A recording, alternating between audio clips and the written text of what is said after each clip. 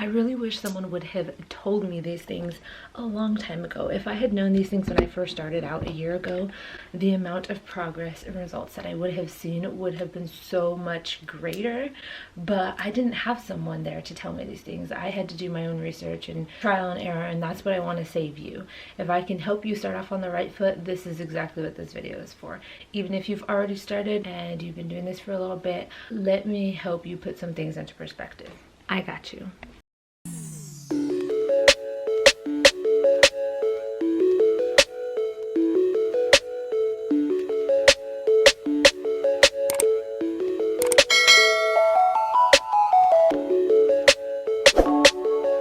What's up, friends?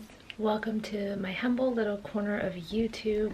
Whether you are new here or you've been here before, doesn't matter. Thank you so much for clicking on this video. If you follow me on Instagram, then you should have seen that recently I hit my 1-year mark, or my 1-year anniversary, since I started this journey trying to lose weight and get healthier overall. And I've learned so much along the way. I did lose quite a bit of weight. I was pretty overweight. Was almost 200 pounds, about 190 or so, and now I'm down to about 140. It has been way too long since I made my last video. I've really just been reflecting on this past year and thinking about what has worked for me the most so that I can keep going in that direction and continue to move forward. If I'm talking quiet, it's because my son is asleep in the next room and it is super early in the morning. It's like 6 or 7, really early before work, and I need to get this done. I've been getting so many messages on Instagram. A lot of you guys find me on YouTube and then go follow me on Instagram, and I get a bunch of DMs asking me for advice, a bunch of fitness, health, weight loss related questions. One of the most common things that I get asked really often is what I would recommend to someone who's just starting out. What is a good starting place? What things should they be working on? Those kinds of questions. And although I'm not a certified personal trainer, I'm not certificated or a licensed professional at all, I'm definitely willing to share my advice with you from my personal experience, having done my own research, going through my own trial and error. Because let me tell you, I have been one to Google things, to go on YouTube to try to find what has worked for other people. I have definitely been that person who compares myself to everyone else and wants to see results through the same things. But today I'm going to share with you what I have found to be the fundamentals or the essential parts of this weight loss or fitness journey. I don't want to say only weight loss because the things that I'm going to talk about today apply way beyond weight loss. Even if you want to gain muscle or you just want to maintain your weight, there are still some fundamentals that are underlying that you can't go around, that I wish I would have known a long time ago. Like from day one, I would have been so much further along in my journey. Not to say that I haven't done much, but things would have just been a lot smoother. I hope you can take away at least one thing that you didn't know before. That way you don't waste time and energy like I did, bouncing around trying to figure out what worked, not just for me, but in general, like what the science says.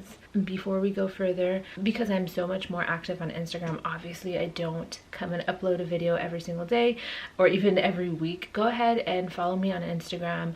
That way you can keep up with me so much more. I'm really active on there, actually, just trying to share my journey, my day-to-day experiences, my day-to-day struggles, because I'm definitely open about those. Go ahead and follow me right now. Subscribe to my channel if you want more related videos. I promise I'm back, and I'm gonna start uploading more consistently, I promise. So I'm now on the floor. So if you go back in my channel and you look at some of the things that I've tried, you'll see that I have pretty much tried a lot of different things. I've tried keto, I tried intermittent fasting, I tried the 3-day egg fast, the pineapple detox weight loss drink, even things that I didn't include on my channel, because I was really just trying to figure out, you know, what was going to work for me, what was going to help me not only lose the weight but also maintain the weight loss. I actually never at one point ended up gaining weight. Like throughout the year, even if I slowed down in my weight loss or in my progress, I never actually went backwards, which is actually pretty surprising. So I'm telling you, I was really focused on making it sustainable, not dropping it too fast. There were some points where I would like plateau and I would get really impatient and I would try certain things to try to like kickstart my weight loss again, but I never actually ended up gaining more weight or got to a point where I just like let go. Now that I'm looking back, I can see why some of the things that I did worked, and I can see the logic behind why they can be effective, but they can be a little restrictive. And like for me, keto worked. I did it for a week. I dropped like 9 pounds? Yeah, like 9 pounds. You know, that was initially that it worked out for me, but it wasn't sustainable for me at all. And I knew that after the first week, I was like, there's no way I'm just not gonna have sugar or like a normal amount of carbs. I can't be low carb for like the rest of my life. I love certain things too much, like burgers and pizza and fries and chips. I love having alcohol, especially on the weekends. Not being able to have sugar and things was like just not realistic for me. So I just kept moving forward, trying to figure out what the science was behind weight loss. I've just been trying to learn how to go about things the right way, the correct way, the healthy way, the sustainable way, and I'm going to share with you what I have learned. I find all of this stuff, especially the nutrition stuff, to be so intriguing. I have seriously considered getting more formal education so that I'm a little bit more legit in speaking to you and just speaking to like friends or relatives about it. But for now, I really just don't have the time to do something like that, to dedicate to something like that, even though I would love to. I have so much on my plate. I'm a mom to a 3-year-old. I have a full-time job. I am going to be starting my master's program soon. I still have to get my workout in, do daily life like cleaning and trying to prepare some healthy meals. Like all of that is really draining, but I still do a lot of my own research when I get the time. Number one, let's get straight to it. I want to be concise and I want to be helpful. There are a bunch of things in between each of these subjects, but I just can't go too far into detail. You'll probably still have questions, and that's okay. If you aren't sure about something that I say, go ahead and leave a comment, send me a message on Instagram, whatever. So number one, the key to weight loss is to be in a calorie deficit, or to be in a caloric deficit, however you want to say it. I guess I never really understood that this was one of the guiding, like, fundamental things about weight loss specifically. Even if you want to gain weight, then it's all about how many calories you're taking in relation to how many calories you are burning off just to live life, and then also how many calories you're burning if you decide to do any physical activity. Like, I didn't really realize that part of the reason why certain diets do work, because essentially you are still consuming less calories than you need to maintain your weight, or maybe you're burning off extra calories, so you're losing weight because you're in a calorie deficit. So in other words, the key to losing weight is to achieve a negative energy balance. So you can achieve this negative energy balance or this calorie deficit by either eating less, like consuming less calories, or by exercising and burning calories. You could also do a combination of both, and we're going to get into that in just a little bit, because I honestly think that's the best method, especially if you want to lose weight or if you want to lose fat and try to gain some muscle. Then doing both exercise and focusing on your nutrition is like totally essential. Basically, the amount of calories that each person needs to eat or consume in order to maintain their weight or lose weight or gain weight, that's going to depend entirely on them. It's going to depend on a number of factors like your age, your weight, your height, your gender. There are a lot of calculators online that you can use, and using those calculators you can plug in your information. You can even tweak it depending on how much activity you're actually doing, and it'll give you a pretty good estimate. I've read that some of those things are not very accurate, that there's still a lot of other factors that come into play that you just can't plug into those calculators. So keep that in mind, but those should give you a pretty good idea. Now, you don't want to be in too much of a calorie deficit, because that is unhealthy, and you will not only lose fat, but you will lose muscle tissue, and you'll just also not feel good, like, at all. And that's going to be something that discourages you. So yes, a calorie deficit, but please just be careful. Don't overdo it. There are all kinds of apps that you can download on your phone to help you track your calories. That is the first and one of the most important things to understand when it comes to getting more fit. And number two, basically you cannot out-exercise a bad diet. Oh no, okay, we're gonna use a different word. You can't out-exercise bad eating habits. You can't out-exercise poor eating choices.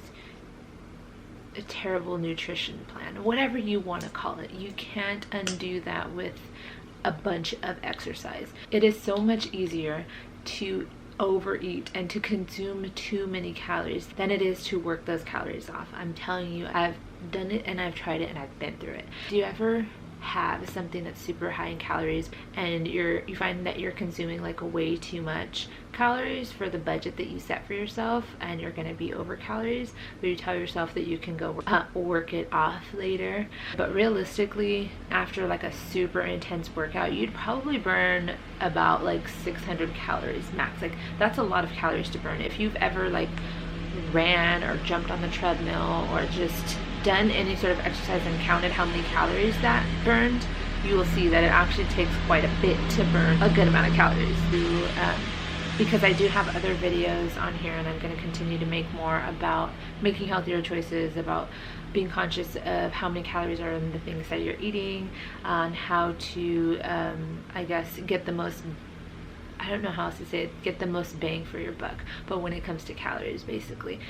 So how to get the most volume of food out of the least amount of calories, if that makes sense.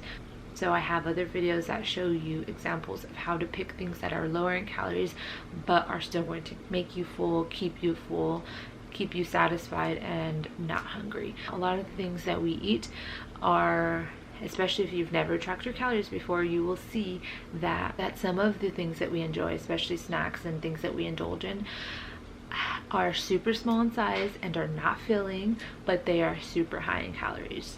Even things that we don't think are unhealthy or that we're not really indulging in, the foods that we eat on a regular basis as part of our meals, that we don't see as unhealthy, can be super high in calories. And it's not to say that you can't have them, but you need to manage your portions. You need to figure out what actually is one serving size and how many calories you're consuming when you're eating your normal meals.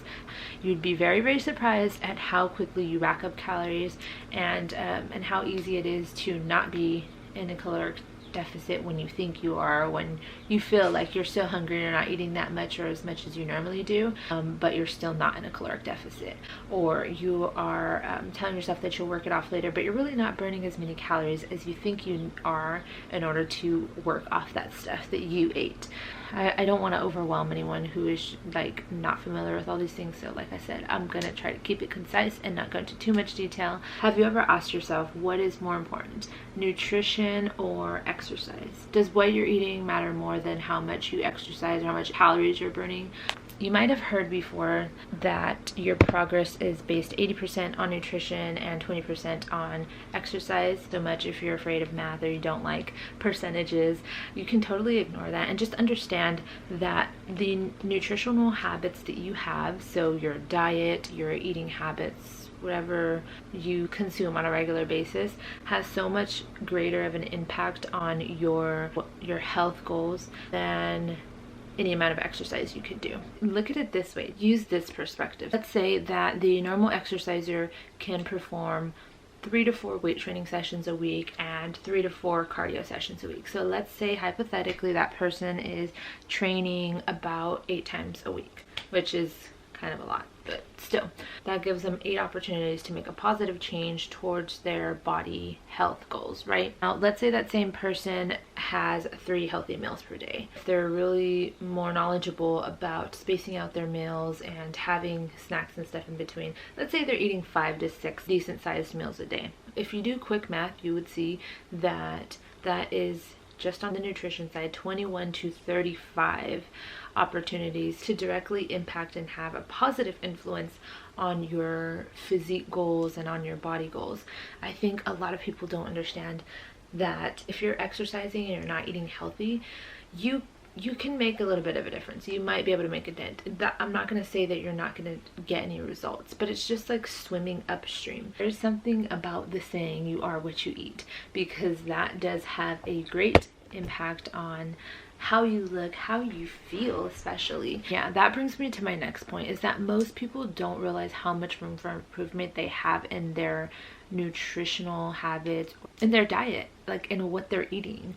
Just by addressing that alone, by focusing on what you're consuming and what you're putting into your body, the quality of it, the quantity of it, you can make huge strides. I don't think anyone understands that. That is the hard part, honestly. A lot of people can put forth the effort and make time to exercise or to get that physical activity in, but I think a lot more people struggle with the nutrition side of things. They struggle with discipline of trying to eat healthier and staying on track and controlling your portion sizes and making healthier food choices, not giving into cravings all the time, and when you do, eating things in moderation. And that's probably why it seems like the things that they're doing are going in vain, or you're not seeing real progress, because you're working out like crazy but you're not watching your nutrition. The one thing that I could say I'm glad I did, and the one thing I do not regret, is focusing on my nutrition first. I knew I was super overweight. I knew any small amount of exercise I would do would get me tired and would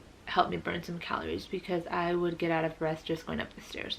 So I kind of did it backwards. I didn't just start working out and not focusing on my food or what I was eating. I actually started focusing on trying to eat better, because I knew that was also trash. So if you're not eating well, you're not doing too well on the nutrition side of things, and you're not working out, my best point of advice that I could give you would be to focus first on your eating habits, on your nutrition, trying to figure out where you're at calorically, how much you're eating, trying to take that down a notch. Okay friends, so my camera actually died. I had to let my battery charge a little bit, but I have to hurry the heck up because I have to go work out. Like, if you know that you have a lot of extra body fat, you have a good amount of weight to lose, then you don't even have to go ham like right away. I think a lot of people discourage themselves and just overwhelm themselves because we think that we need to go cold turkey on everything, that we need to immediately cut off everything and incorporate working out like 5 to 6 times a week, when we're not used to doing any of that, when we're already struggling just to get our diet or nutrition together. What helps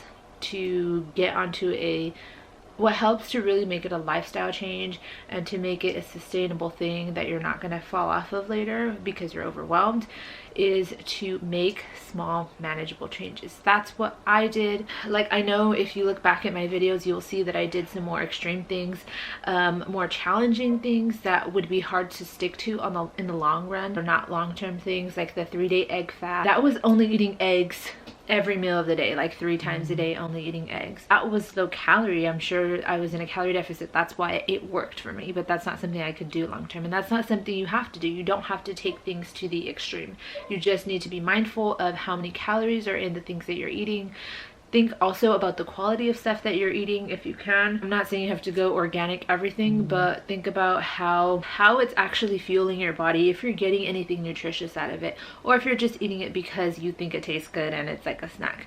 Be very careful with those things and eat those things in moderation. And the last thing that I want to emphasize here, that I would tell a beginner, is that the scale does not define your progress or your journey, and that should not be an indicator of how well you are doing.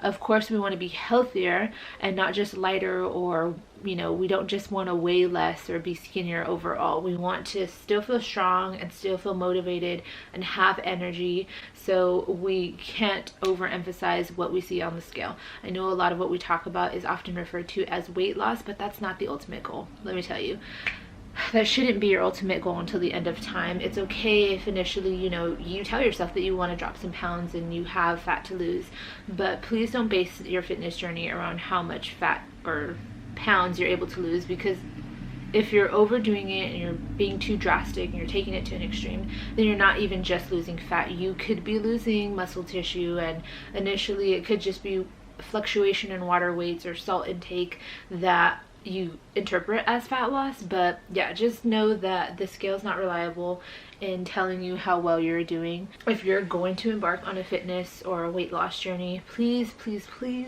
do yourself a favor and take before pictures, take measurements before. Those are going to be really good indicators of how well you are doing, of your progress. It will give you motivation when you need it. You'll have something to compare to reference, because really the only person that you should be comparing yourself to is your former self.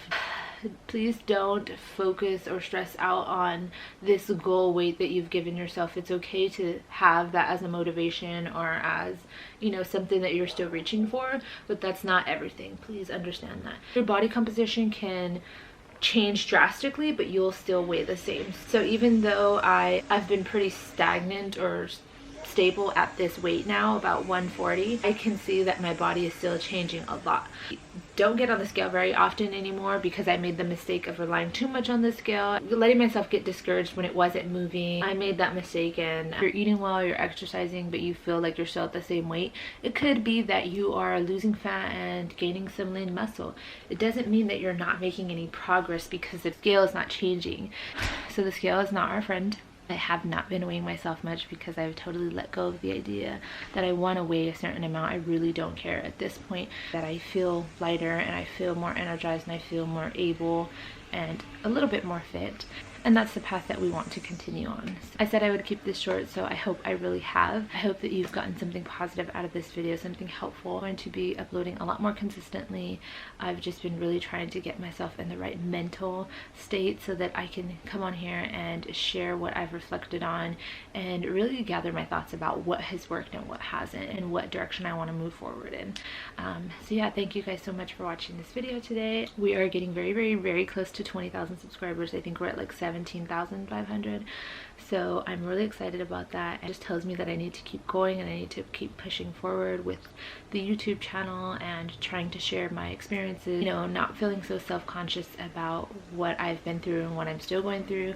Obviously I still have a lot of insecurities and a lot of things that I want to work on, but trying to come out of my little bubble and, you know, be more open about those things. So if you ever want to see anything, or if you ever have any questions or any requests for videos, please do not hesitate to let me know. I'm open to ideas. I appreciate anyone and everyone who watches my channel. Thank you so much. I hope you guys take care, and I will see you in the next video. Bye.